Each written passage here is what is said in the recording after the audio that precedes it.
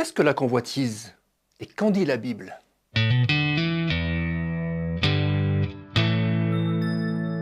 Le dictionnaire définit ainsi la convoitise. Premièrement, un désir sexuel intense ou sans retenue. Deuxièmement, un puissant désir. La Bible en parle de diverses manières. Tu ne commettras pas d'adultère.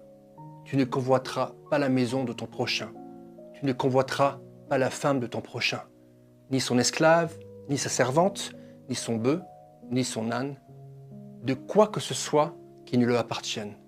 Ou bien, moi je vous dis, tout homme qui regarde une femme pour la convoiter a déjà commis un adultère avec elle dans son cœur. Ou encore, en effet, la convoitise est un acte scandaleux, une faute qui doit être sanctionnée. C'est un feu qui dévore jusqu'au gouffre de perdition et qui aurait détruit jusqu'à la racine de toute ma récolte. La convoitise est centrée sur le plaisir propre et mène souvent à des actes condamnables, pour assouvir nos désirs sans se soucier des conséquences. La convoitise est une question d'envie de posséder, tandis que la foi chrétienne est marquée par le renoncement à soi et une vie sainte.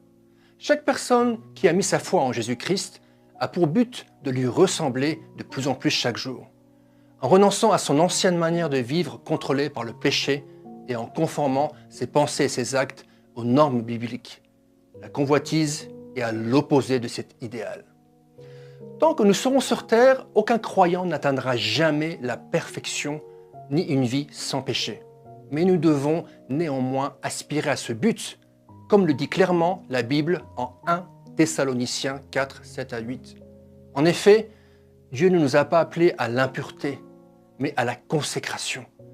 Celui donc qui rejette ses instructions ne rejette pas un homme, mais Dieu, qui vous a aussi donné son Saint-Esprit. Si la convoitise ne s'est pas encore emparée de votre cœur et de vos pensées, préparez-vous par une vie sans reproche à combattre la tentation. Si vous luttez déjà avec elle, il est temps de confesser votre péché à Dieu et de lui demander d'intervenir dans votre vie pour que sa sainteté la caractérise.